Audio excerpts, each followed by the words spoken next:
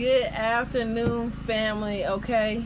And the question or the message for today is, why does God get so much hate? Okay?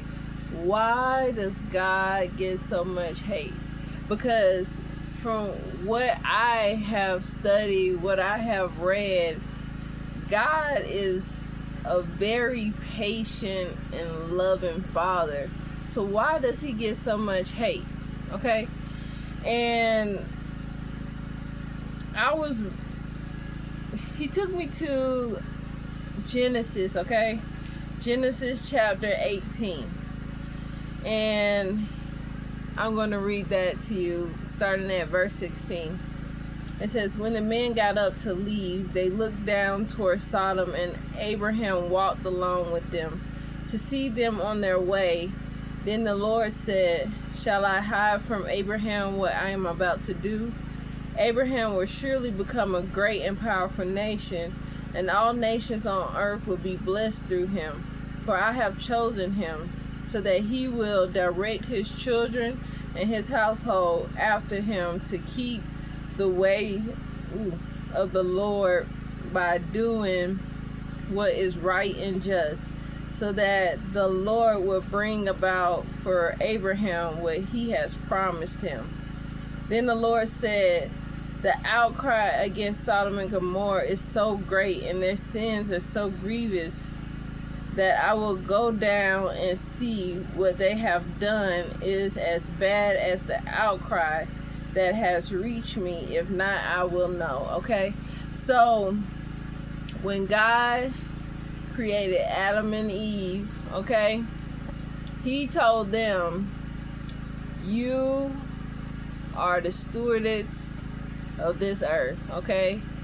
You are over this domain. You are in charge of it, okay? So when someone hires you for a position, okay, to be a manager, okay, because that's what God did for Abraham. Adam, okay? So God created Adam and made him manager of this earth, okay? So when you apply for a position like that, they hire you thinking that you have the capability to handle the job, okay? So the reason I hear a lot of people always saying, why does God not step in and stop evil? Okay? One, he gave us free will. He didn't just give some people free will and others not to have it. He gave everybody free will. So that means people got free will to do what's right and to do what's wrong. Okay? And he steps back and allow us to fix it. Right? Because he put us in charge. He gave us free will. He put us in charge.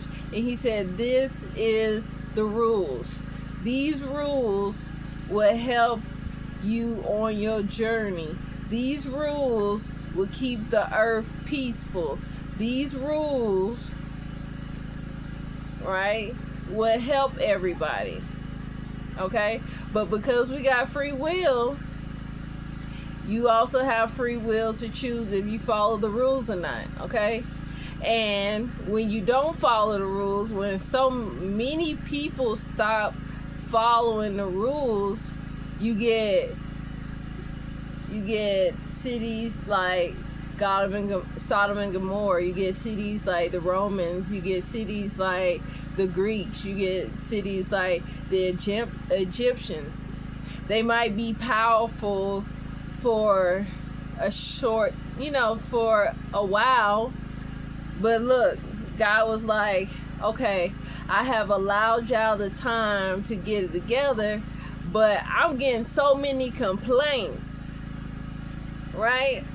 Because God is the owner of everything. He made us managers, and he said, I'm getting so many complaints about this city down here. What is going on? Okay?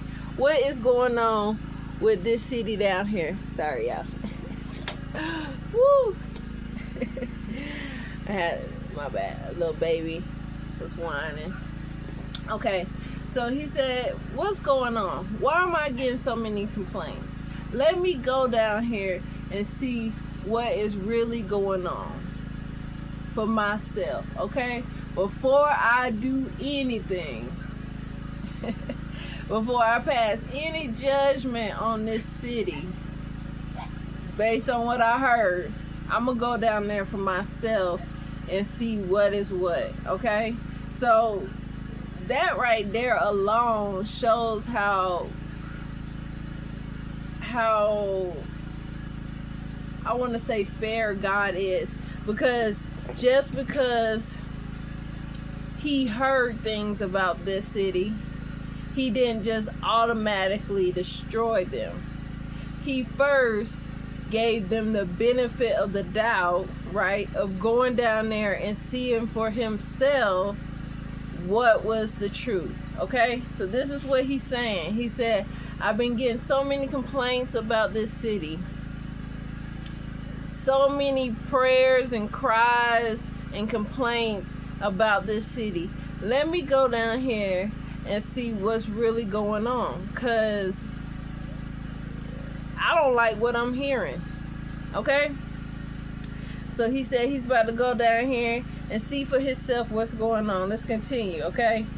It says, the men turned away and went towards Sodom, but Abraham remained standing before the Lord. Then Abraham approached him and said, will you sweep away the righteous with the wicked? What if there are 50 righteous people in the city? Will you really sweep it away and not spare the place for the sake of the 50 righteous people in it? Far be it from you to do such a thing, to kill the righteous with the wicked, treating the righteous and the wicked alike. For far be it from you. Will not the judge of all the earth do right? The Lord said, if I find 50 righteous people in the city of Sodom, I will spare the whole place for their sake. See how fair that is? He said, if you find 50 good people in this whole big old city, I won't destroy it. All right? So then Abraham spoke up again. Now that I have been so bold to speak to the Lord, though I am nothing but dust and ashes, will the number of the righteous is 5 less than 50? Will you destroy the whole city for lack of 5 people? If I find 45 there, he said, I will not destroy it. Once again he spoke to him. What if only 40 are found there? He said, for the sake of 40, I will not do it. Then he said, may the Lord not be angry, but let me speak. What if only 30 can be found there? He answered, I will not do it if I find 30 there. Abraham said, now that I have been so bold as to speak to the Lord, what if only 20 can be found there? He said, for the sake of 20, I will not destroy it. Then he said, may the Lord not be angry, but let me speak just once more. What if only 10 can be found there? He answered, for the sake of 10, I will not destroy it. When the Lord had finished speaking with Abraham, he left and Abraham returned home. Okay? So, that whole little dialogue between Abraham and God shows us how great our Father is, that even though this city was terrible, okay? Terrible, okay? You can read about how terrible they are in the book of Joshua. It gets down to the details, okay, of all the things that they were doing, okay? So God told him, if I find 10 people, I won't destroy it. But as we know, he ended up destroying it. So that means he couldn't even find 10 people in that whole town that he could say were good people. See, the reason why God allowed things to happen is because sin is sin to God. Okay? I know we have our opinions about sin. We feel that certain sin is worse than others in our opinion, but to God, all sin looks the same. Okay? So if you want him to destroy sin and evil, he gonna destroy all sin and evil. Okay? Hence the flood, hence why he destroyed Sodom and Gomorrah, right? Because when God get involved, he gonna destroy it all. He gonna destroy all, get rid of all bad and evil. Okay? So that's why he sits back and he allow us time to get it together, to do what's right, to stand up for what's right, to make the world better. Because once he get involved, then he gonna wipe the slate clean. Okay? And since he couldn't find nobody that was good, if you later go on to 19, you'll see he sent 2 angels to get Lot and his family out of there.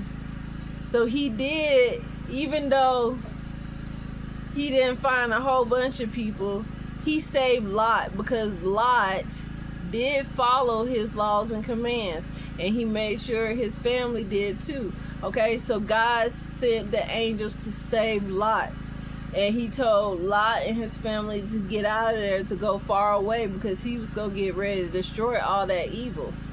And if they stayed there, they was gonna get destroyed right along with it. And so he warned them. That's what God do for people that he loves, right? He warns them. But it's up to you to listen to the warning, right? Lot's wife didn't listen to the warning, and so she got destroyed with them. You have to listen, right? If you want to be saved, you have to listen. If you refuse to listen to God's warning, you have nobody to blame. You can't blame him when things go wrong, because he warned you. He warned you to stay away from that person. He warned you about being in a relationship with that person. He warned you about doing business with that person. He warned you. He let you see who those people was, and you still wanted to intertwine with them, right? So God will always warn his people and let them know, don't do it. This will be your downfall. Don't do it. That person will hurt you. That person will stab you in the back. That person will take everything from you. That person don't really love you, right? So God sent the angels to warn Lot and his family to get out of there. Some of his family didn't listen to the warning, so they stayed there and got destroyed with the city. And then Lot's wife didn't follow instructions, so she got destroyed too. You gotta listen and you gotta follow instructions, or you can put yourself in danger of getting hurt, right? And soon as those angels got into town, the men wanted to rape them. That's how evil that town was. They saw some foreign men, and they was about to break down the door to try to rape them. And Lot was begging, like, please don't do this. I have some daughters for you. Nah, we want the men. We don't want your daughters. We don't care if they are virgins. We want the men. That's what they said. He was like, no, please don't do this. And so the angels, made them blind so that they couldn't find the door. But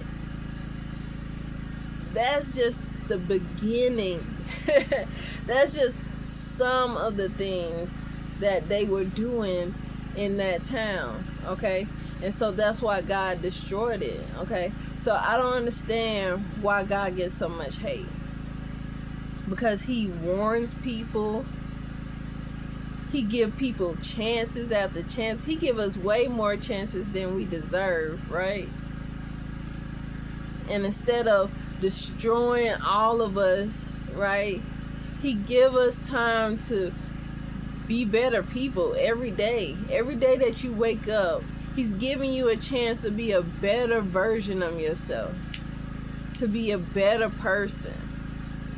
He's giving you a chance to make it into heaven instead of, living in your sin and dying and going to be punished. You don't have to be punished. Every day you wake up, that's another day for you to get your life together so you don't have to be punished. Because the punishment was not made for us. It was made for the devil. But everybody that chooses to follow him is going to follow him to be punished. Okay? So you don't have to be punished. It's all about choices. And that's why God gave you free will, so you can make the choice for yourself what you feel is best for your life. But you have to be okay with the consequences of whatever that is, good or bad. You have to be okay with it, okay? Because you have that free will, and God is not going to force you to love him. He's not going to force you to follow him. But just know, if you decide to follow the devil, he has a special place for him, and everybody that follow him is going to go be with him. It's just simple as that. We make things more complicated than it have to be. Yes, sin is hard to overcome, but if you really want to, you can overcome it. Because God said when you're actively seeking him, when you're in his presence, you're not easily tempted. Because God cannot be tempted. So if you got God in you, he won't allow you to be tempted. You won't have no urge for it. But you gotta want to overcome it. That's what he told Cain. He said, there's an evil spirit in you. And if you don't overcome it, it's going to be knocking at your front door, right? It's going to be knocking at your front door if you don't overcome it. So God doesn't tell us that he's going to just automatically take the sin from us. But we have to be willing to put in the work to overcome it. All right? Because that shows how much you really love someone, right? The relationship with God is just like a relationship we would want with somebody, right? If somebody tell you they love you, but they're not showing it, you're not going to believe it. The only way you're going to believe it, right, is if they willing to go out their way to show you that they love you, right? If they're willing to overcome, alcoholism or some kind of drug for you, if they're willing to stop whoring around for you, if they're willing to, just change their ways for you. That is what God's asking you. He's asking, are you willing to change your ways for me? Do you love me that much to change your ways and be a better person? So I don't understand why God get all this hate. Because he's not a mean God. He's very fair. He's very patient, right? He warns you. Before he took the Israelites into the land of milk and honey, he gave them the rules before they got there. He said, I'm about to take you somewhere that's really great, but before we get there, this is the rules in order for you to keep it. If you're okay with following these rules, you can have it. If not, then you're going to end up losing it. And they said, okay. They agreed to it. So God didn't force them to follow those rules. They agreed to it. God never forces anybody to do anything except for maybe Jonah. Jonah was forced. God was like, you go tell these people what I said, or you go sit in the belly of this well until you decide you ready to go do what I tell you to do. Okay? But God is not gonna just force you to do anything against your will. Okay? So either you go do it or you not, right? But if you decide not to, just remember there's consequences to every action, good or bad. And you was warned, and you made that decision. I think that's why so many people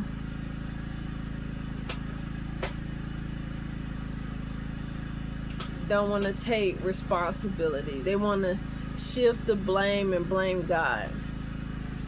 They want to make God seem like a bad, evil person, and because they want to blame him for their bad decisions, instead of saying, you know what, this is my fault.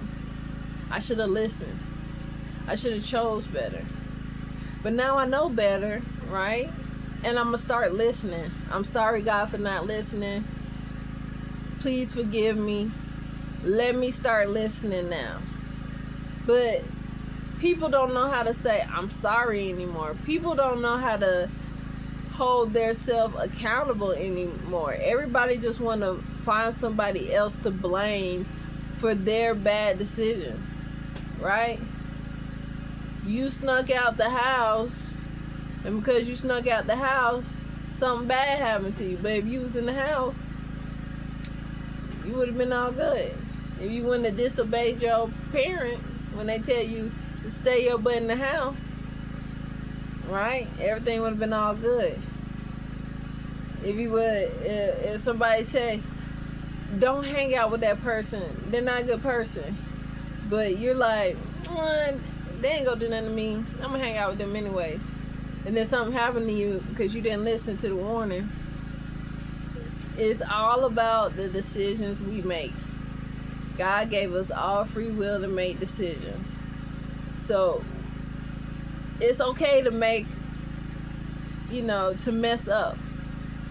God is not expecting us to be perfect. But when you make a mistake, right, if it doesn't kill you, if that mistake doesn't kill you, you have to say, that was a bad mistake. That was on me. Because God warned me. And I chose to do opposite of what he told me to do. And this was the consequence. And so now I'm going to do better. I'm going to make sure I listen. Okay? So we got to stop, trying to blame God for our decisions. Okay? Because it's our decisions. He made us managers of our own life. And if your life is not going how you feel like it should go, you need to start looking at yourself and saying, what am I doing wrong? What decisions am I making that is causing my life to go in this direction?